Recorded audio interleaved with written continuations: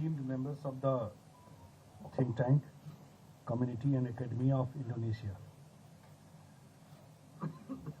I am honored to be among you all.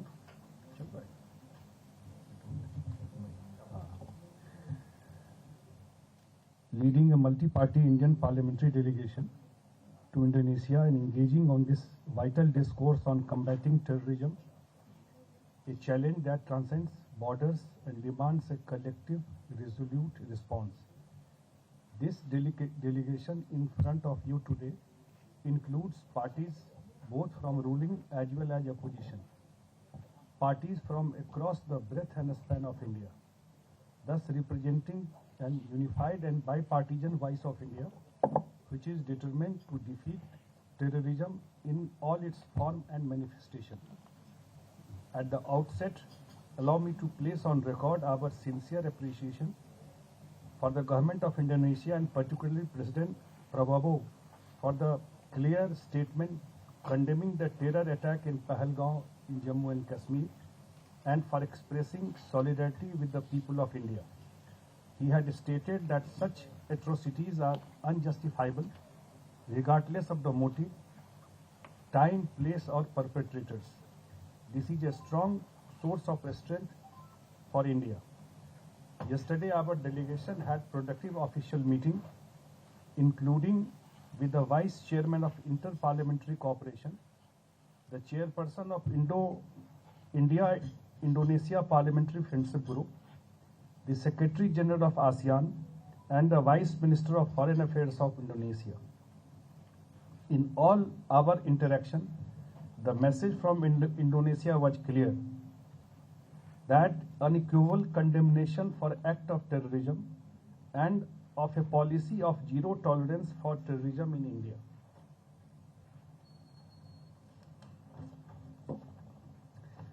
Today we are meeting with the prominent think tank and members of the academia in Indonesia, which serve as an invaluable catalyst in formulating innovative counter-terrorism policy.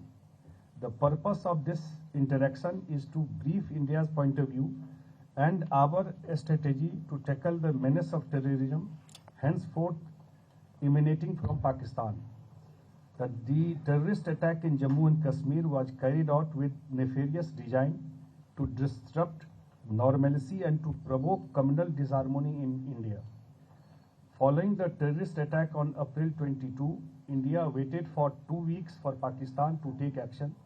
When there was no action, on May 7th, India decided to target the terrorist infrastructure in Pakistan and Pakistan-occupied Kashmir. India's response was measured, proportionate, non-escalatory and responsible. We are very clear on our approach towards terrorism.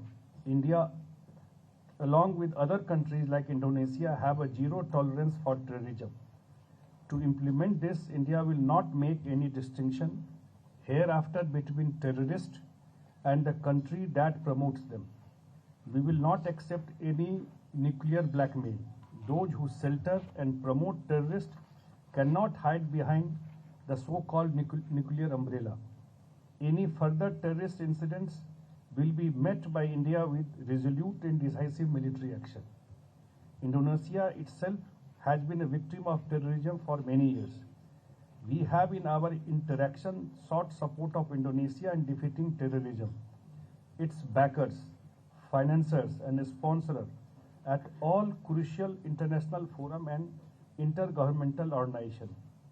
We are encouraged with the response and the condemnation of such act of terror. In the fight against terrorism, there is no neutral voice. Every country needs to be together to fight terrorism. Every stakeholders, including think tanks and academia, has to play its role to counter extremist narrative and to combat terrorism in all its forms. Today, we also seek support of the think tank community and academia in Indonesia, who influence and enable policymakers to craft strategies for the future. Me and my colleagues stand ready to answer any question that you may have. Thank you very much.